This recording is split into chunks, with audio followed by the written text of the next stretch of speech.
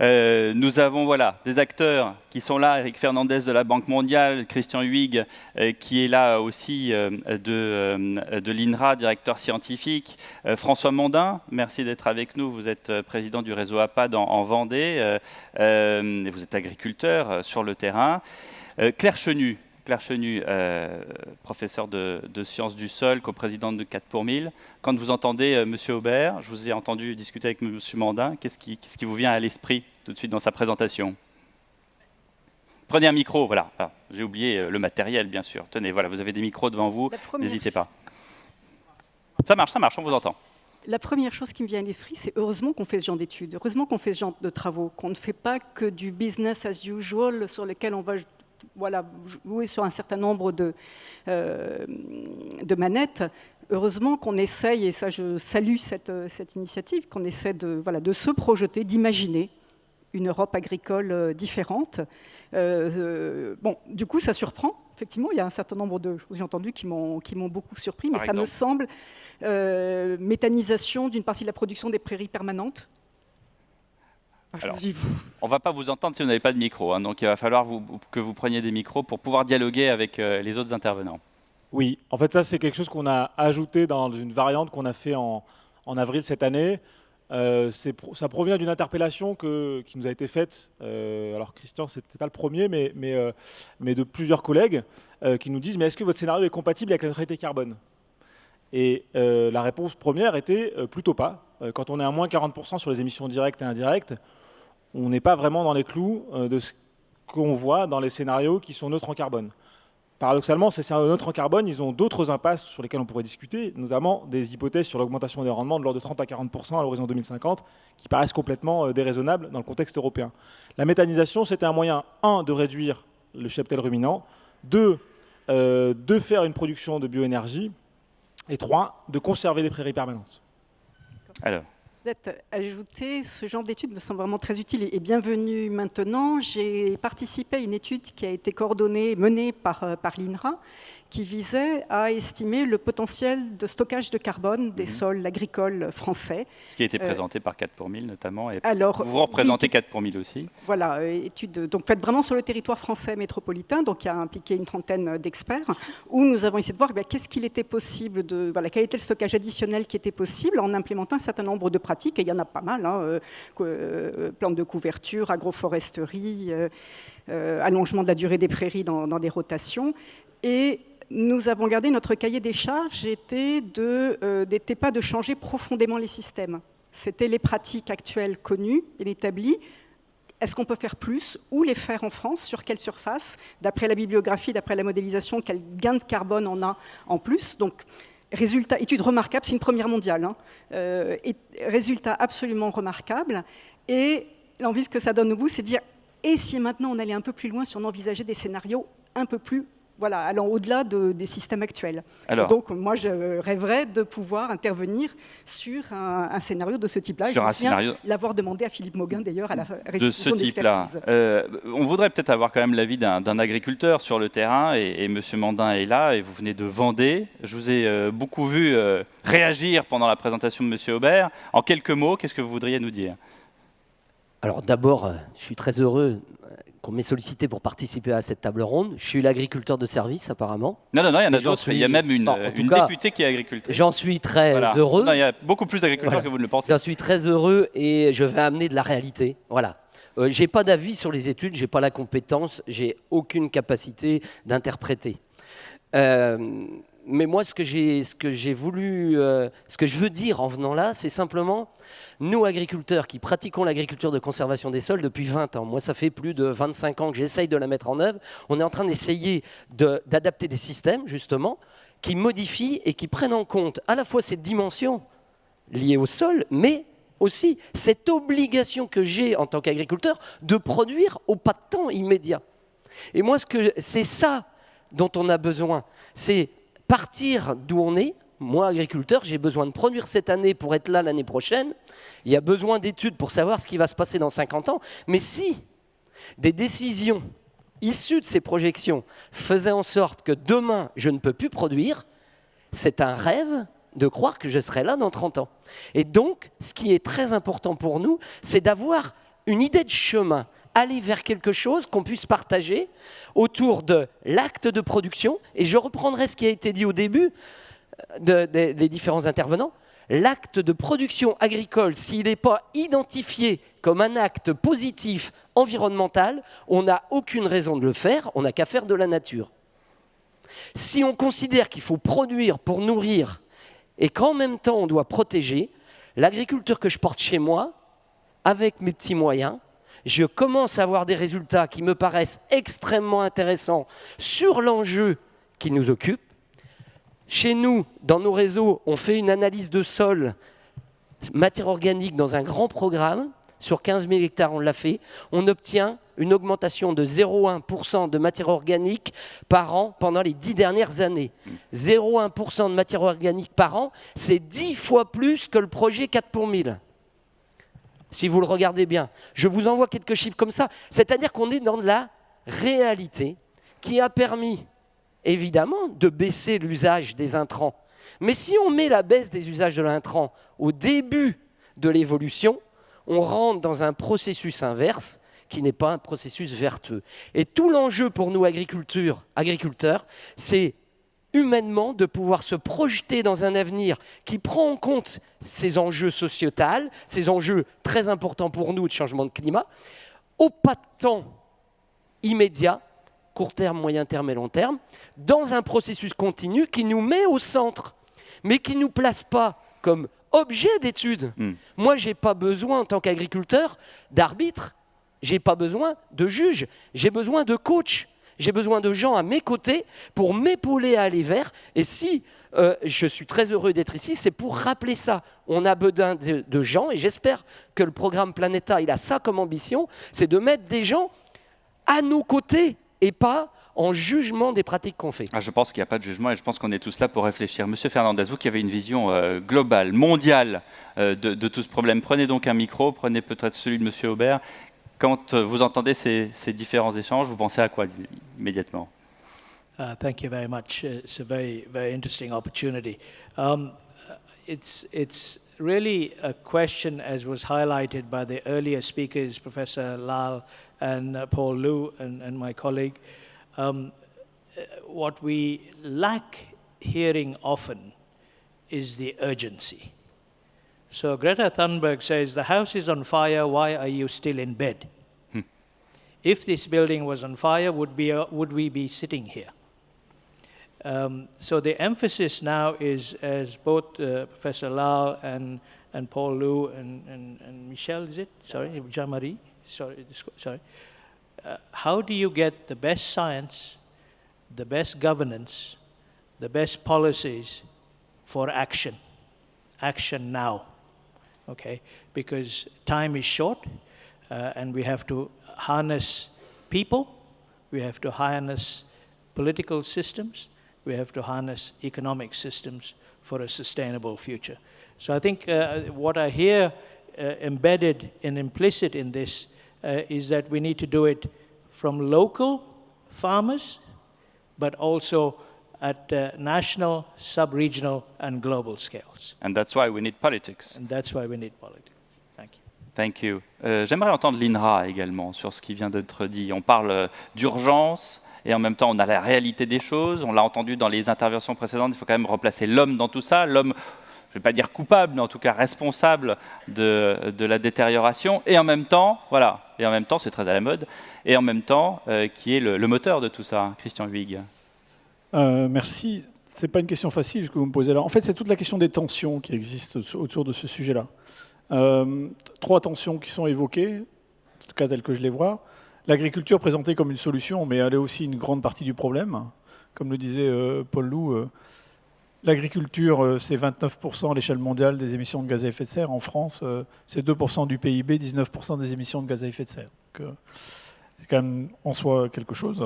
La tension entre aujourd'hui et demain, en fait, c'est ce problème de diachronie qui est difficile. Et c'est là que la politique joue un rôle essentiel, avec un grand P majuscule. Il est logique que les acteurs économiques maximisent leur retour immédiat. Et pourtant, on doit préparer le long terme. Mais est-ce qu'on ne compte pas un peu trop dessus? C'est-à-dire, on se dit, de toute façon, il y a la politique, justement. De toute façon, il y a la politique, elle fera les choses, donc on n'a qu'à attendre. Non, la politique, il y a des hommes politiques dans la salle, donc j'en pense évidemment le plus grand bien. J'en pense pas non plus du mal, hein, attention. Mais non, mais en fait, la question, c'est pour prendre cette décision politique, sur quoi on la base? Vous citiez le mot harnessing. Comment on arrive à faire de la politique, des décisions politiques qui sont basées sur une vision scientifique, qui permettent à la fois de regarder ce qui se passe aujourd'hui et ce qui va se passer demain? En fait, cette question, c'est une forme de responsabilité. Il y a Ignacy Sachs, qui est quelqu'un que j'aime beaucoup, qui a parlé, au moment où on parlait beaucoup de la durabilité et le rapport de Brundtland, lui, en même temps, il parlait de problématiques d'équité intergénérationnelle. En fait, c'est cette question-là qui est fondamentale entre le temps d'aujourd'hui et le temps de demain. On a beaucoup présenté aujourd'hui le contexte de changement climatique, et effectivement, si on ne fait rien, c'est pas difficile, la planète est invivable. On dit plus 4 degrés en 2100. En fait, on oublie de regarder le après. Si on suit cette trajectoire-là, en 2300, c'est plus 12 degrés. C'est pas difficile, vous rayez l'espèce humaine de ce bazar-là. Il n'y en a plus. Et donc, il y a urgence d'agir. Idem pour la biodiversité. La biodiversité, les rapports et toutes les études vont dans le même sens. Moins 75% de biomasse d'insectes en 30 ans sur les zones protégées en Europe. Autant vous dire, dans les zones protégées, il n'y en a plus. Qui est responsable de ça? C'est l'agriculture, pour un peu plus des 3/4 des causes. Voilà. Donc l'agriculture est une solution et l'agriculture est le problème. Et donc c'est une tension. Et puis le troisième élément que je voudrais dire, vous allez dire, j'ai toujours pas évoqué un mot de solution. Mais non, vous êtes en train de faire un double, un triple, un quadruple nœud, et à la fin, on arrivera vraiment plus à enlever les chaussures. Vous allez le faire, en fait. Tchouk, oui, vous savez, les magiciens, ils font j'attends ça. Et le dernier élément, c'est l'action du périmètre que l'on prend en compte. En fait, le périmètre, c'est quoi? On a, de façon très, très implicite, ce matin, évoqué la question du périmètre du carbone. Et en fait, en termes de gaz à effet de serre, le carbone n'est pas le problème. En gaz à effet de serre agricole, le problème, c'est l'azote. C'est le protoxyde d'azote qui fait le gros du paquet. Sauf que les cycles du carbone et de l'azote sont totalement liés. Pour nourrir les humains, Pierre-Marie, il a besoin de leur fournir des protéines. Si vous n'avez pas de protéines, si vous n'avez pas 31 millions de tonnes d'azote tous les ans qui rentrent sous forme de protéines dans l'alimentation humaine, l'espèce humaine meurt. Vous comme moi, notre cerveau consomme énormément de protéines. Il a besoin de ça. Bon, très bien, il faut lui en donner. Et donc on a ce besoin-là. Sauf que pour faire ça, on a créé des tuyaux poreux avant. Et les tuyaux, il est poreux, pour une part parce que la maîtrise agricole ne permet pas de mesurer ça, et parce que c'est couplé à cette question du carbone. Et donc la question du périmètre est essentielle. Et moi je trouve ça extrêmement intéressant, on a déjà eu l'occasion d'interagir plusieurs fois avec Pierre-Marie sur cette question-là. C'est quoi les systèmes qui permettent de coupler les différents éléments? Quelles sont les métriques que l'on a?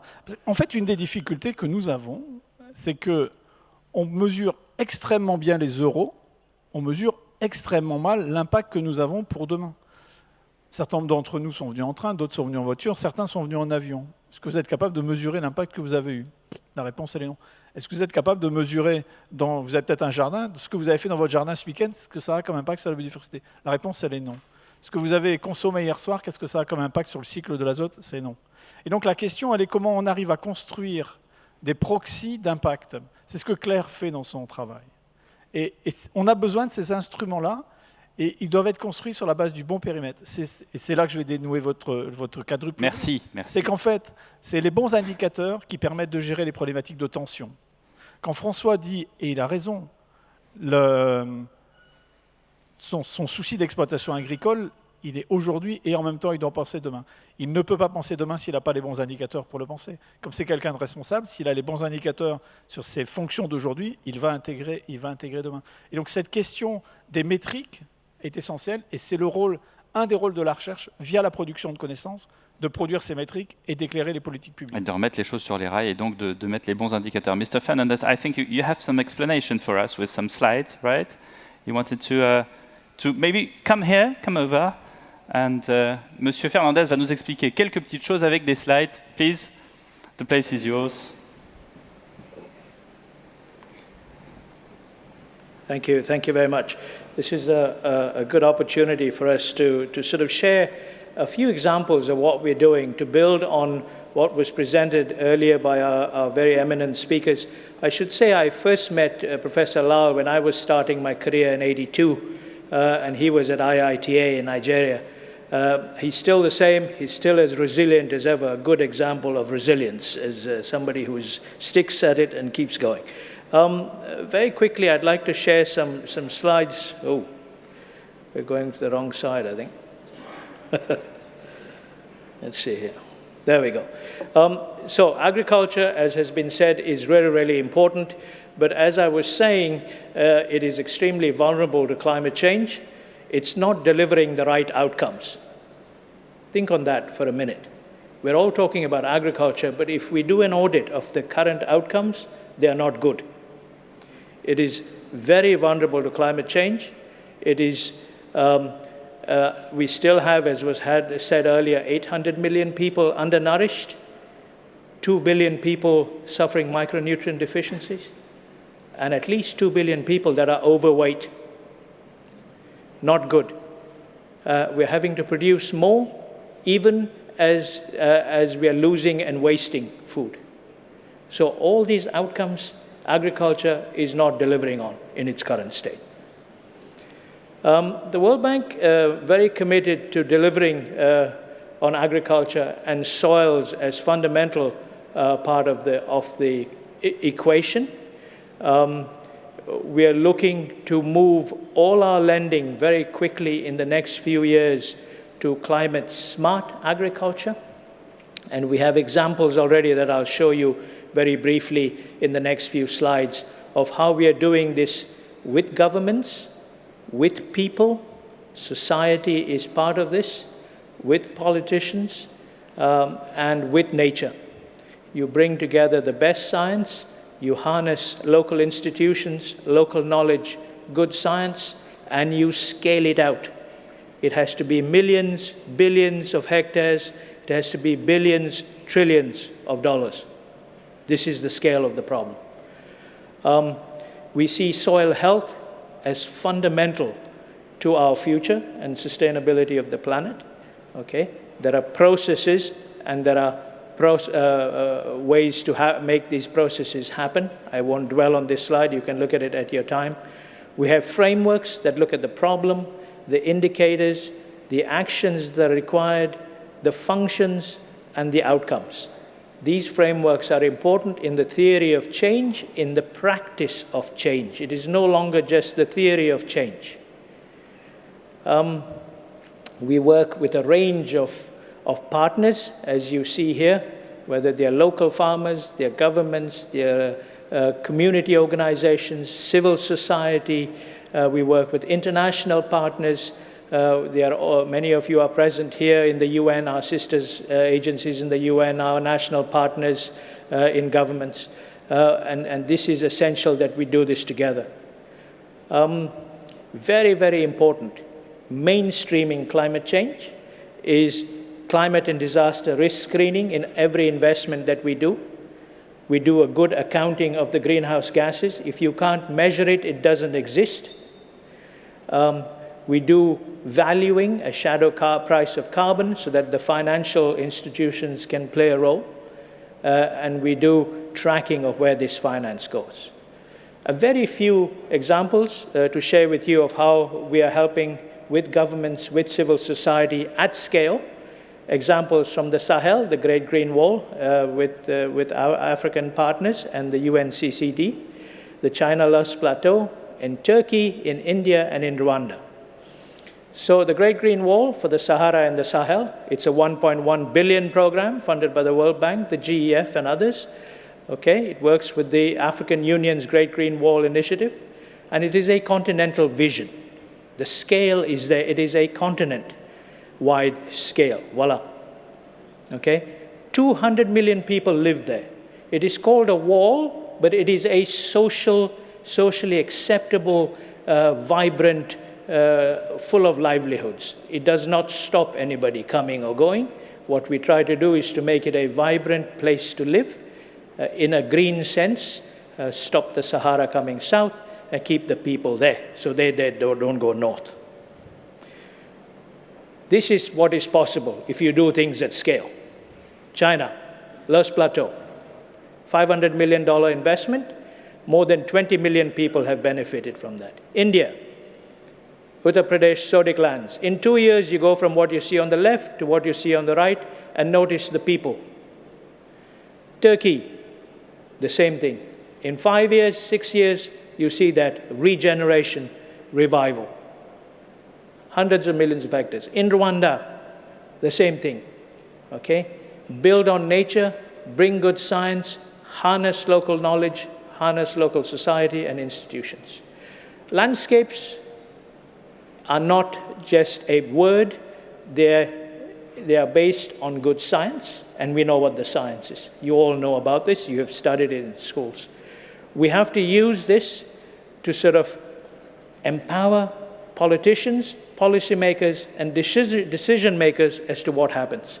So you see the science on the left, you see the outcomes on the right for hydrology from the Himalayas right down to the border with India, looking at rainfall in blue, looking at runoff in pinks, and looking at flooding in the yellows. When you bring this kind of science and this kind of visualization, a policymaker understands the need for urgency. So if the Seine floods, you're not surprised and have to take the paintings out of the Louvre in the last minute. You can prepare for that ahead of time. Okay? So take-home lessons, soil management at landscape scale, cross-sector data integration. We can't do it just as farmers, just as scientists. We have to bring it all together. Climate change and population has to underpin everything we do. It's happening very fast. We don't have time. Many partners are already doing this. We are supporting them with technical assistance and money. And we have to scale up 100 times more what we're doing now. Thank you very much. Thank you. Yeah. Thank you.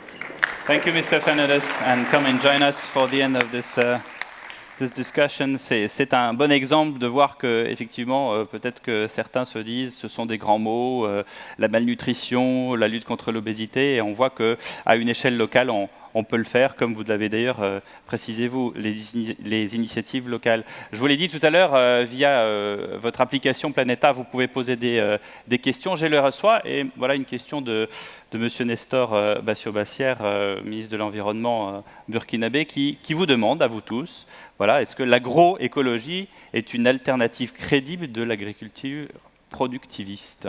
Monsieur Huyghe. Oui, c'est une alternative. J'aurais tendance à dire c'est la seule. En fait, c'est quoi l'agroécologie? C'est de savoir comment on organise les surfaces que l'on produit comme étant des écosystèmes dont on cherche à mobiliser l'ensemble des régulations à notre service.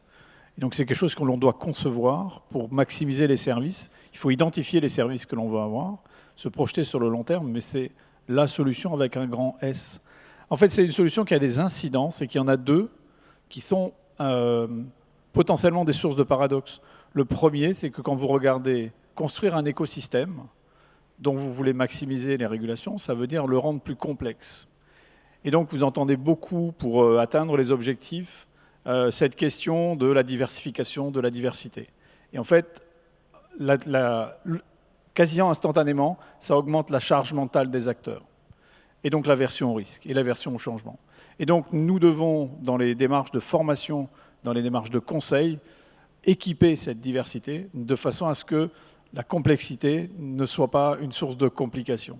Vous avez un smartphone, une super machine devant vous, c'est ultra complexe. C'est pas moi, c'est ta PlanetA. Peu importe, mais tant mieux. C'est ultra complexe et c'est facile à utiliser. Il faut qu'on arrive à équiper l'agroécologie pour faire ça. Il y a une deuxième tension, et ça a été très très bien illustré dans les diapositives et les présentations de M. Fernandes. Une des difficultés que l'on a, c'est qu'on a assuré le développement, et ça a été la mission qui a été assignée à l'agriculture à l'échelle mondiale, basée sur l'économie d'échelle. Or, ce qui a été montré, c'est toujours des petites surfaces.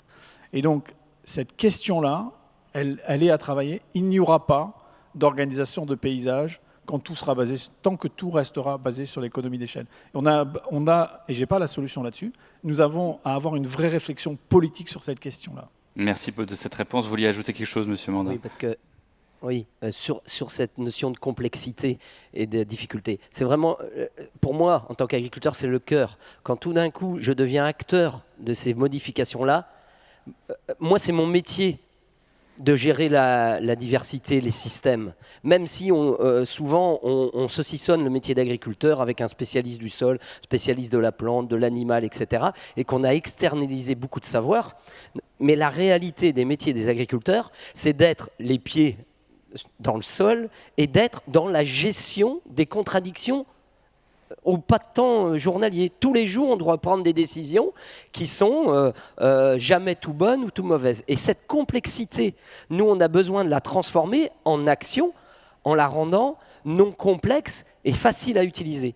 Et l'exemple, alors c'est qu'un exemple, autour de l'agriculture de conservation des sols, dans les réseaux, on est parti sur une idée simple qui était, en remettant notre outil de travail, le sol, au cœur de notre acte de production, on doit pouvoir lier l'acte de production et l'acte de protection.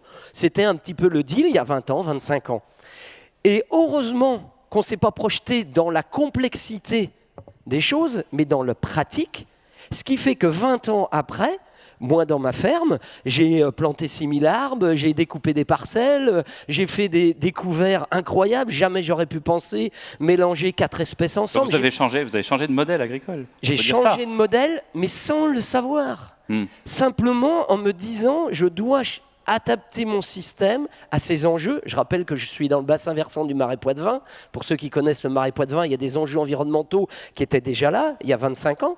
Et donc, c'est sur ça qu'on milite en tant qu'association d'agriculteurs, en tant qu'agriculteurs, c'est de dire repartons de ce qui fait la réalité des agriculteurs parce qu'ils ont l'habitude de travailler avec la complexité du vivant, avec la diversité, avec les différents enjeux climatiques, la variable. Et ça, c'est un enjeu qui, à mon avis, est très présent, alors peut-être que je me trompe, dans d'autres pays et qui est peu présent dans nos pays dits développés, parce que l'agriculture est complètement déconnectée de l'aspect social et on se retrouve non pas acteur, mais accusé, alors qu'on n'a qu'une envie, c'est de comprendre le schéma, et si on doit avoir un enjeu collectif, c'est de partager ce schéma pour que chaque agriculteur fasse son petit pas, et quand il l'aura fait, tout d'un coup, les choses changent. Claire Chenu, c'est intéressant, ça. L'agriculteur est encore une fois au centre de tous les problèmes. Bien sûr, c'est l'acteur. Bien sûr. C'est l'acteur, c'est le gestionnaire de l'écosystème. C'est à devenir schizophrène, hein, pardonnez-moi, heureusement que je ne fais pas votre métier. Schizophrène, c'est complexe, mais je voulais répondre du point de vue du sol. Pour moi, l'agroécologie est la solution, effectivement. Promouvoir, restaurer un fonctionnement d'un agroécosystème, favoriser la photosynthèse, l'incorporation de la biomasse au sol, le recyclage des éléments, toute une diversité d'organismes et des réseaux trophiques. Et ça a été fait au niveau local et ça fonctionne. C'est fait, c'est faisable. Alors pourquoi est-ce qu'on ne le fait pas plus ? Prise de conscience, ça c'est certain, même chez les agriculteurs, même si c'est un pionnier qui est à côté de moi. Et puis de la connaissance, et dans réelle connaissance, je mets la connaissance Ça veut dire qu'il n'y en a pas scientifique. assez ? Ça veut dire qu'il faut diffuser la connaissance encore mieux dans les exploitations ? Il faut acquérir de la connaissance et il faut diffuser la connaissance. Par exemple, sur quelles pratiques où, en fonction du type de sol, du système de la production, quels bénéfices. Pour moi, il y a chose sur vraiment des besoins, c'est que les agriculteurs puissent savoir quels bénéfices réellement ils ont d'augmenter par exemple la teneur en matière organique des sols. Comment ça va se traduire en économie d'eau, comment ça va se traduire en économie de fertilisants, et puis des outils à bas coût pour suivre la qualité du sol. Et puis, il ne faut pas avoir peur de l'urgence. We don't have to be afraid of emergency, Mr. Fernandes, because you always say it's urgent to make things. On ne doit pas avoir peur de l'urgence. Yes, you're right. I think to be prepared for eventualities and to be proactive is the key thing now. We do not want to be surprised. Every week we seem to be surprised, and it's why. So idea is how do we harness good knowledge, and the knowledge is everywhere. It's with farmers, it's with communities, it's with local institutions, it's with international institutions, and our universities and kids. I noticed that we are all old here. Next time we should have more youngsters participating because this is the next generation's problem. So just a question. Alors, deux questions. D'abord, plus une réflexion qui dit que les solutions existent, notamment en Afrique subsaharienne, avec des exemples. Pouvons-nous constituer, avec les acteurs de PlanetA, le mouvement mondial de partage de savoir ? Oui, c'est tout l'objet de cette conférence. Donc, merci pour cette réflexion. Et puis, une autre question. Pourquoi l'INRA, ça s'adresse à vous, Monsieur Huyghe, pourquoi l'INRA et les scientifiques n'appuient pas clairement les agriculteurs de l'APAD sur la nécessité actuelle d'utiliser de faibles quantités de glyphosate? Voilà encore le glyphosate qui s'invite dans les débats. À chaque fois que je vais quelque part, j'ai droit à ma ration de glyphosate. C'est pas moi, hein, pour une fois. Non, c'est François qui a sponsorisé la question. D'accord. Non, mais en fait, je pense Ce qu'il sont faut... vos amis qui posent les questions. Je pense qu'il faut pas se tromper de combat, en fait. Le glyphosate est un instrument pour quelque chose. C'était un instrument et un levier qui a rendu un certain nombre de services, sauf que progressivement, il a quitté ce pourquoi il était indispensable pour être généralisé, être utilisé, je suis désolé, un peu n'importe comment, y compris pour désherber des zones... De toute façon, il y a des engagements politiques sur le glyphosate, hein, donc ça, après... C'est pas moi qui les prends, donc ça tombe bien. Donc on va dans cette orientation. La question, elle est sur l'agriculture de conservation, et on y travaille avec François Mandin. C'est comment on arrive à bien réfléchir à ce que sont les services apportés par l'agriculture de conservation. Qu'est-ce que, dans ce contexte-là, le glyphosate apporte, et quelles sont les alternatives à ce système-là?